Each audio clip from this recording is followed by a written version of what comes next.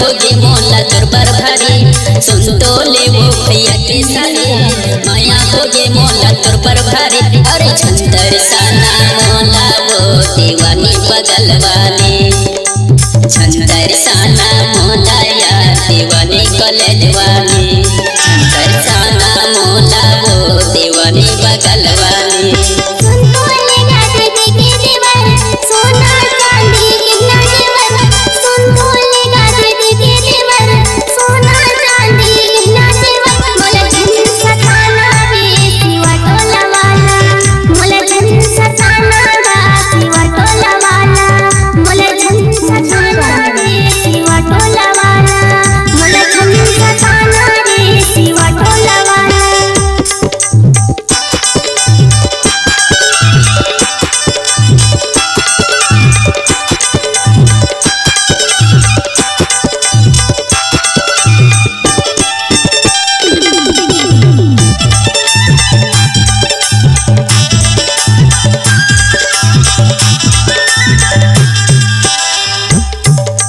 कसे सिरा देखत है गोंदा फूल कसेगा रानी गोंदा फूल कसेगा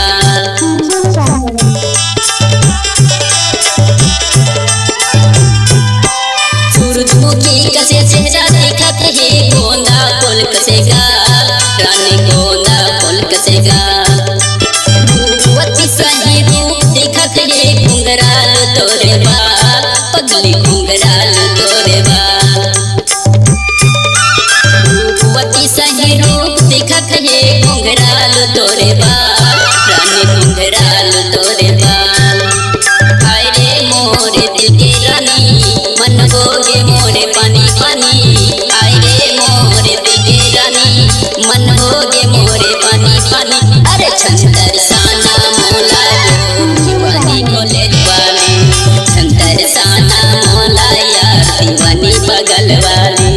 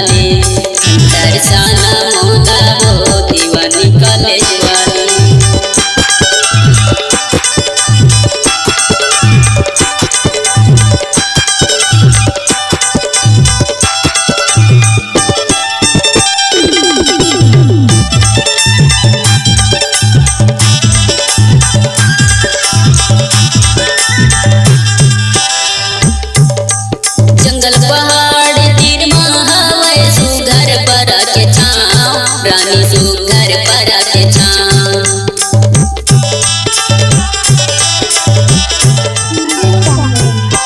जंगल पहाड़ तीर महावै सुघर पर के छाँव रानी सुघर पर के छाँव भगत के तोला ले जाऊं रानी शिवा टोला मोरे गाँव पगली शिवा टोला मोरे गाँव भगत के तोला ले जाऊं रानी शिवा टोला मोरे गाँव शिवा टोला मोरे गाँव मनमोहनी